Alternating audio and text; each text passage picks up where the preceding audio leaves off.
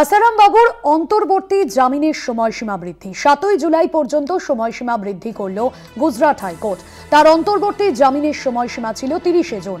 ২০১৩ সালে গান্ধীনগর আদালত তাকে মৃত্যুদণ্ডের নির্দেশ দেয়। সেই রায়কে চ্যালেঞ্জ জানিয়ে গুজরাট হাইকোর্টে আবেদন জানানো হয়।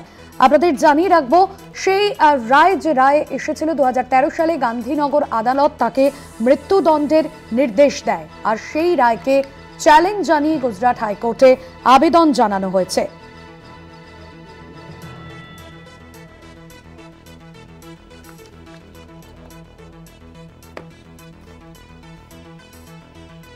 আপনাদের জানিয়ে রাখবো, ৭ই জুলাই পর্যন্ত সময়সীমা বৃদ্ধি করল গুজরাট হাইকোর্ট। নিউজরুম থেকে রয়েছেন আমাদের প্রতিনিধি পীযূষ কান্তি নাগ। পীযূষ কান্তি, আসারাম বাবুর অন্তর্বর্তী জামিনের সময়সীমা বৃদ্ধি করা হলো, ৭ই জুলাই পর্যন্ত বৃদ্ধি করল গুজরাট হাইকোর্ট। কি জানানো হচ্ছে গুজরাট হাইকোর্টের, কি পর্যবেক্ষণের বিষয়? দেখো, আসারাম বাপুর এই জামিনের সময়সীমা বৃদ্ধি নিয়ে কিন্তু একটা সমালোচনা তৈরি হয়েছে।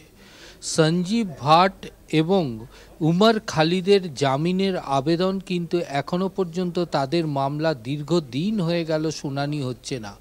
এদিকে আসারাম বাপুর মতো লোক, যিনি নাকি ইতিমধ্যে ২০১৩ সালে একটি ধর্ষণ সংক্রান্ত মামলায় মৃত্যুদণ্ডের আসামি, তাকে অন্তর্বর্তীকালীন জামিন দিয়েছিল সুপ্রিম কোর্ট, এবং সেই জামিনের মেয়াদ ছিল ৩০শে জুন পর্যন্ত, মার্চ পর্যন্ত, এবং পরবর্তীকালে তার এক্সটেনশন হয়, অর্থাৎ সময়সীমা বৃদ্ধি হয়ে তাকে ৩০শে জুন পর্যন্ত সেই অন্তর্বর্তীকালীন জামিনে মঞ্জুর করা হয়।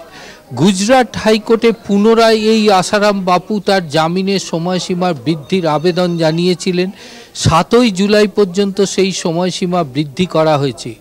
মূলত ৭০ বছরের এই আসারাম বাপুর শারীরিক অসুস্থতার কারণ দেখিয়েই তাকে কিন্তু এই অন্তর্বর্তীকালীন জামিন মঞ্জুর করেছিল আদালত।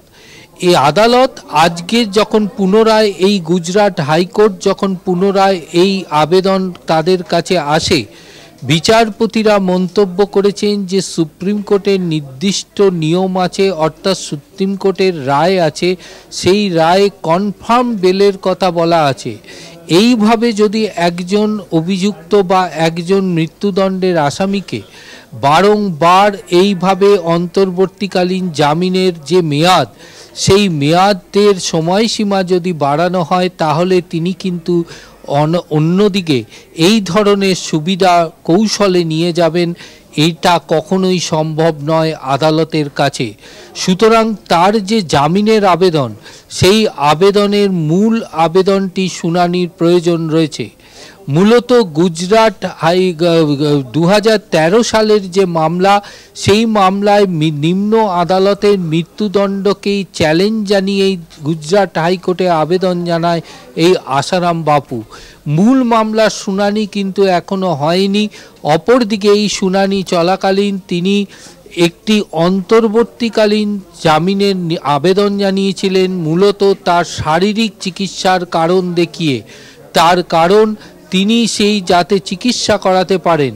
এখানে যখন সরকারি আইনজীবীরা তারা দাবি করেছেন তিনি এক হাসপাতাল থেকে অন্য হাসপাতালে গিয়ে তিনি পরিবর্তন করছেন, এটা তিনি কৌশলে সুযোগ নিচ্ছেন তাকে বাইরে জেলে হেফাজতের বাইরে থাকার জন্য। এই কৌশলকে অবিলম্বে বন্ধ হওয়া দরকার এবং তার পরিষ্কারভাবে তার মূল মামলার শুনানির প্রয়োজন। সেই বিষয়টিকে সামনে রেখে গুজরাট হাইকোর্ট পরিষ্কার নির্দেশ দিয়েছে, আগামী ২রা জুলাই তার মূল মামলার শুনানি গ্রহণ করবে আদালত। ততদিন ৭ই জুলাই পর্যন্ত তার যে অন্তর্বর্তীকালীন জামিনের সময়সীমা, সেই সময়সীমা বৃদ্ধি করা হলো। কিন্তু এইভাবে কৌশলে সময়সীমা বৃদ্ধির যে আবেদন, সেই আবেদন যে পরবর্তীকালে গ্রাহ্য হবে না, তা কিন্তু গুজরাট হাইকোর্ট আজ তার মন্তব্যে পর্যবেক্ষণে পরিষ্কারভাবে জানিয়ে দিল। ধন্যবাদ জানাবো পীযূষ কান্তি। সরাসরি ছিলেন নিউজরুম থেকে আমাদের প্রতিনিধি পীযূষ কান্তি নাগ।